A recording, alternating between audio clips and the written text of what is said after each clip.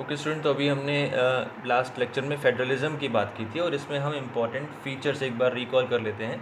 Features में क्या क्या था? पहला फीचर था 2 और मोर लेवल्स ऑफ गवर्नमेंट, यानी सेंट्रल गवर्नमेंट है, स्टेट गवर्नमेंट है, उसके साथ साथ लोकल सेल्फ गवर्नमेंट हमारे यहाँ थर्ड टीयर एक इंट्रोड्यूस किया गया, जिसमें कि ग्राम पंचायत, ग्राम सभा, म्यूनिसिपैलिटीज़, म्यूनिसिपल कॉरपोरेशन जिसको नगर पालिका और नगर महापालिका कहते हैं, इसको इंट्रोड्यूस किया गया। ये सारी चीज़ें फेडरलिज्म यानी जो डिवीज़न ऑफ पावर है, ये किस लिए किया गया? ताकि बेटर एडमिनिस्ट्रेशन हो सके, जो लोगों की जो प्रॉब्लम्स हैं उनको बेटर मैनर में और टाइमली उनको रिजॉल्व किया जा सके और डेवलपमेंट एफर्ट्स को तेज़ी से आगे बढ़ाया जा सके।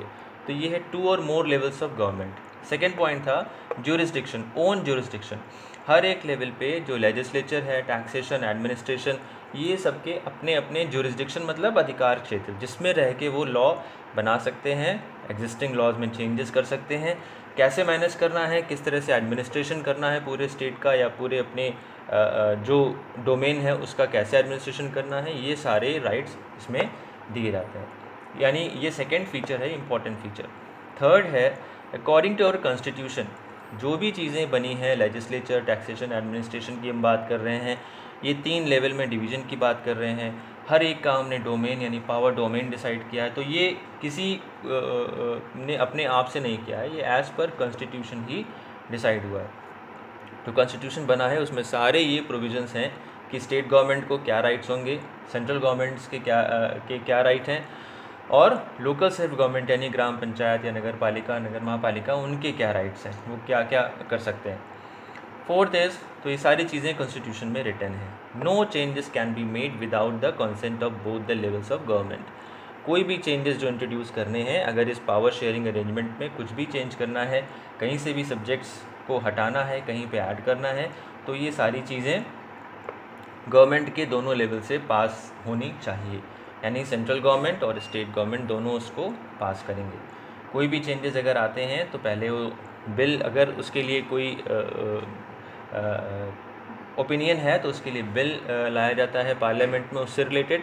वो बिल दोनों, जो lower house and upper house दोनों में रखा जाता है, वहाँ दोनों में ये मेजॉरिटी से पास होगा, तब फिर ये स्टेट में जाएगा। स्टेट में आधे से ज़्यादा स्टेट जब इसको मेजॉरिटी से पास करेंगे, तब जाके ये प्रेसिडेंट के पास साइन होने के लिए जाएगा, तब इसमें पूरा चेंजेस हम कर सकते हैं। कहीं पर भी कोई भी छोटा सा भी चेंज करना है तो ये पूरा प्रोसीजर फॉलो करना पड़ेगा। Next is provision of courts. Disputes के केस में कहीं पे कोई डिस्प्यूट अराइज हो रहे हैं तो वहाँ पे थ्रू कोर्ट हम जाके इनको जो मैटर्स हैं, जो कन्फ्लिक्ट्स हैं, उनको रिजॉल्व करते हैं, वहाँ पे कोर्ट एक्टिव होगा। अगर स्टेट गवर्नमेंट के बीच में आपस में कोई डिस्प्यूट है और वो थ्रू म्यूचुअल ट्रस्ट या कोई उस पर कॉन्सेंसस नहीं बन पा रहा है, तो वहाँ पे कोर्ट जाके वो मैटर रिजॉल्व किए जाते हैं। कोर्ट भी जो रिटन प्रोविजंस हैं कॉन्स्टिट्यूशन में, उसी के अकॉर्डिंगली, उसी की गाइडलाइन पे ही वर्क करता है और पूरे मैटर को की अंडरस्टैंडिंग के बाद डिसीजन लेता है। स्टेट गवर्नमेंट और सेंट्रल गवर्नमेंट के बीच कोई कन्फ्लिक्ट है तो वहाँ पे सुप्रीम कोर्ट हमारे पास है। और लेवल पे, नीचे लेवल पे, डिस्ट्रिक्ट लेवल पे जो एडमिनिस्ट्रेशन है उसको हैंडल करने के लिए हमारे पास लोअर कोर्ट है। तो lower court, then high court, state का जो कोर्ट है high court, then supreme court जो पूरे नेशनल लेवल पे जो सुप्रीम है। तो ये तीनों मैटर्स को हैंडल करते हैं। सो प्रोविज़न ऑफ कोर्ट भी एक इम्पॉर्टेंट फीचर है फेडरलिज्म का। Source of revenue, source of revenue में क्या है कि स्टेट गवर्नमेंट जो हैं या सेंट्रल गवर्नमेंट अपने ज्यूरिसडिक्शन के अंदर रहते हुए अपने जो स्टेट को चलाने के लिए जितने भी एक्सपेंडिचर्स हैं, खर्चे हैं, उनको निकालने के लिए एग्जिस्टिंग टैक्सेस में चेंजेस कर सकते हैं। नए एम्प्लॉयमेंट जनरेशन करना, नई चीज़ों को इम्प्लीमेंट करना, एग्जिस्टिंग टैक्सेस में इंक्रीमेंट करना या उनको ख़त्म करना, जो भी वेलफेयर के लिए अच्छा समझे वो स्टेट गवर्नमेंट कर सकती है। स्टेट के रेवेन्यू को बढ़ाना है और अदर डेवलपमेंट प्लान्स इंट्रोड्यूस करने हैं तो वहाँ पे सोर्स ऑफ रेवेन्यू को वो जनरेट करने का पूरा राइट स्टेट गवर्नमेंट का है। लास्ट और बहुत इंपॉर्टेंट पॉइंट है mutual trust and agreement to live together. Mutual trust मतलब जो भी चीज़ें, जो भी चेंजेस स्टेट गवर्नमेंट ला रही है या जो भी वर्क कर रही है स्टेट गवर्नमेंट, उसको सेंट्रल गवर्नमेंट पे वो बिलीव करे सेंट्रल गवर्नमेंट उस पर बिलीव करे, उसी तरह सेंट्रल गवर्नमेंट जो नए लॉज बना रही है या जो भी नई चीज़ें इंट्रोड्यूस कर रही है वो सारी चीज़ उन पे जो स्टेट गवर्नमेंट है वो बिलीव करे। तो ये है म्यूचुअल ट्रस्ट।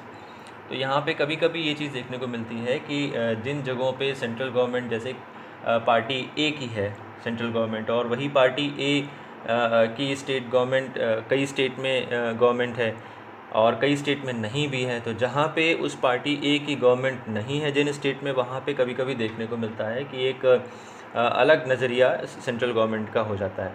तो ऐसा इंडियन हिस्ट्री में भी देखने को मिला है। तो इस तरीके की चीज़ें नहीं होनी चाहिए। तो ये फीचर है कि म्यूचुअल ट्रस्ट की बहुत ज़रूरत है और इसका सीधा सीधा मतलब ये है कि पीस एंड हारमनी कंट्री में मेंटेन रहे और जो डेवलपमेंट वर्क्स हैं उनको एक पेस मिले और जो लोग हैं वो साथ साथ रह सकें, एग्रीमेंट टू लिव टुगेदर। तो this is all about features.